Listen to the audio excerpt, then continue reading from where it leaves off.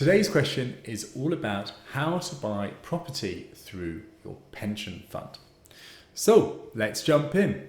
Hi, my name is James Corsier and welcome to the Money Paradox podcast. So first of all, shout out to Ronnie for asking this question. I think a very useful question because a lot of people often go to this because they think, I really want to invest in property, but then they think, to buy a property costs quite a lot of money, right?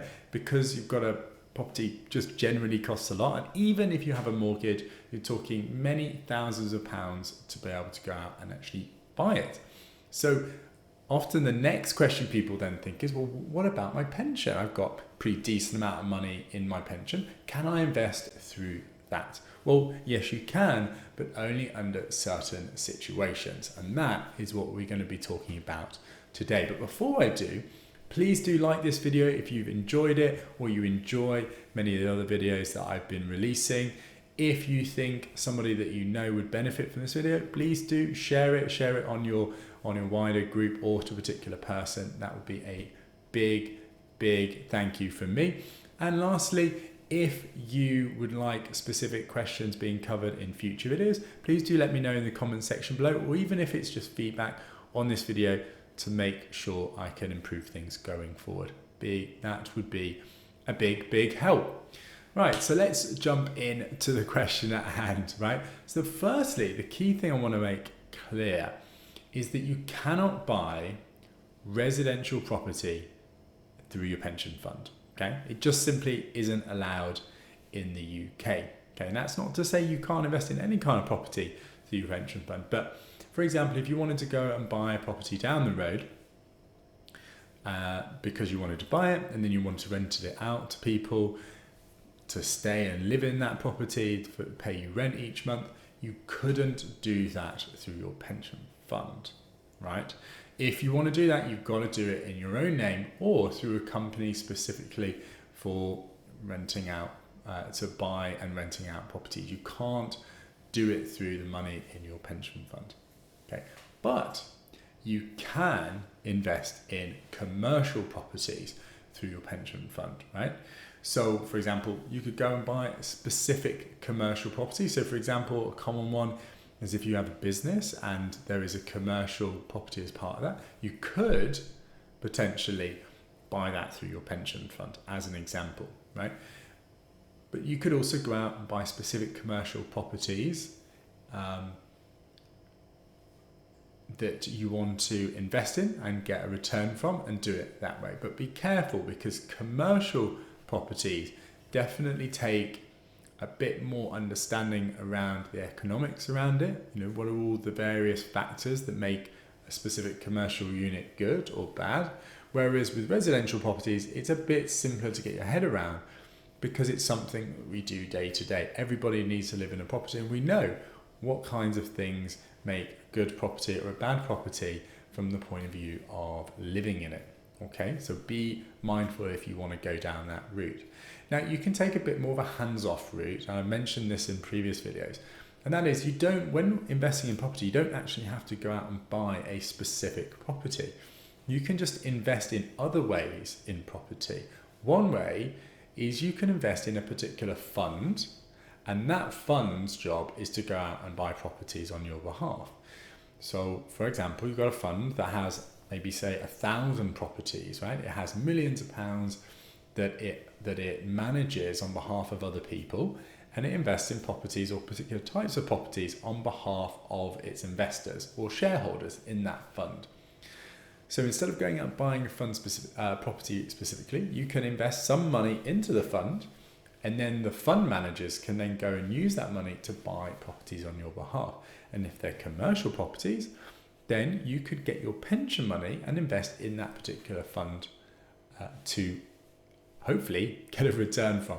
And you can do that either directly investing in a fund through some kind of intermediary or on a fund that is listed on a stock market. Now, if this is getting a little bit confusing for you, don't worry. If that's something you want to do, then what you want to do is you want to find that intermediary. An intermediary is like a middleman. It goes between you and the fund to help facilitate that transaction. Okay, so some of the really common ones in the UK are Hargreaves Lansdown, Fidelity, Interactive Investor. You can go to these companies, set up an account with them, and then put money into that account, and then that account can then invest in these particular funds for you.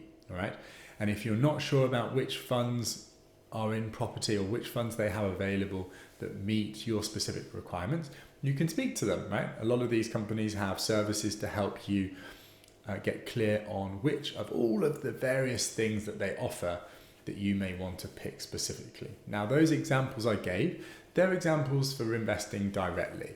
But if it's pension money you're talking about, then it would be your pension companies like Standard Life, for example. That is a pension provider. So if your money is in, for example, Standard Life or any of the others like Aviva, then you can speak to them and ask them, what, based on what pension I have, what options do I have? Some are very, very restricted. There's only a few options. Others have many, many, many different options, all right?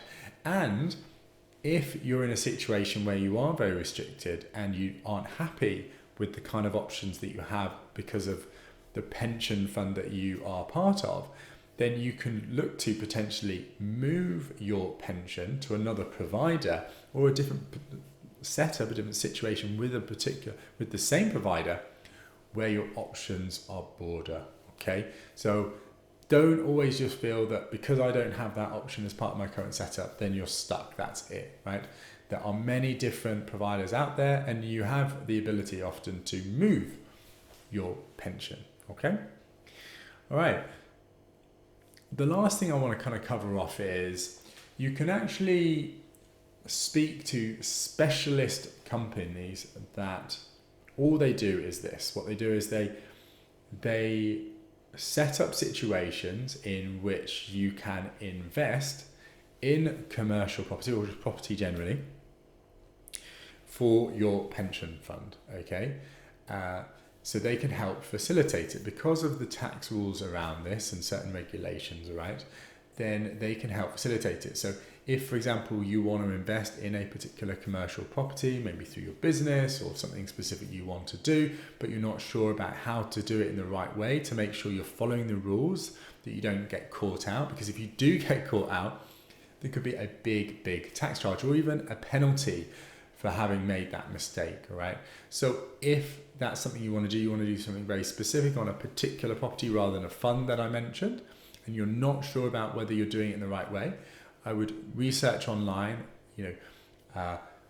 buying property through my pension fund or buying a specific property through my pension fund, and a number of companies will come up, and then I would encourage you to reach out to them, speak to them, and ask about what services they provide and whether they can help you in that situation. But always make sure you're getting good legal advice and tax advice around something like this, because if you do get it wrong, it could be a big, big cost. All right, so I hope you found this video helpful. If you did, please do like it, share it with those in your circles, and please let me know in the comment section below any feedback, things you want to see in future videos, or if you just want to give me a big shout out. Anyway, that's all from me. I'll see you next week. Take care. Bye-bye.